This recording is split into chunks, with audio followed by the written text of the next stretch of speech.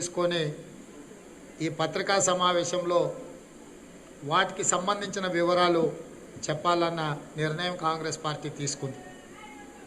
నిన్నటి నుంచి దాదాపుగా 2-3 రోజుల నుంచి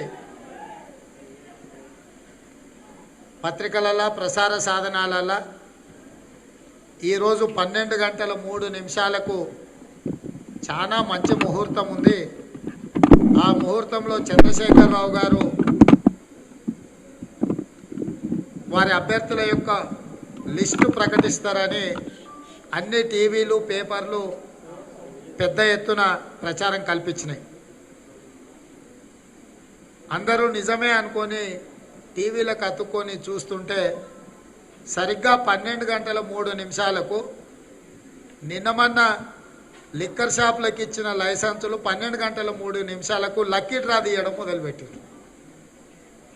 అంటే చంద్రశేఖరరావు గారికి అత్యంత ఇష్టమైన లిక్కరు షాపుల యొక్క కేటాయింపులు 12:03 ఈరోజు ప్రసారం చేసిండ్రు, పని మొదలుపెట్టిండ్రు. అంటే చంద్రశేఖరరావు గారి ప్రాధాన్యతను తెలంగాణ సమాజం అర్థం చేసుకోవాల్సిన అవసరం ఉన్నది. ఈ రాష్ట్రాన్ని, ఇక్కడి ప్రజలను కొల్లగొట్టి 12 సంవత్సరాలు పైబడిన పిల్లలందరినీ కూడా తాగుబోతులుగా తయారు చేసి పార్టీ జెండాలు మోసే కిరాయి మనుషులుగా ఉత్పత్తి చేసే కర్మాగారంగా తెలంగాణ రాష్ట్రాన్ని చంద్రశేఖరరావు గారు ప్రయత్నం చేస్తున్నారు. అదేవిధంగా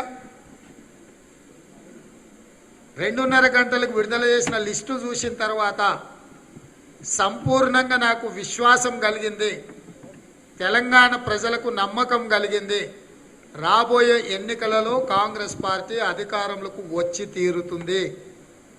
2/3 మెజార్టీతోని ఈ రాష్ట్రంలో సోనియమ్మ నాయకత్వంలో, మల్లికార్జున ఖర్గే గారి నేతృత్వంలో తెలంగాణ రాష్ట్రంలో ఇందిరమ్మ రాజ్యం రాబోతుంది.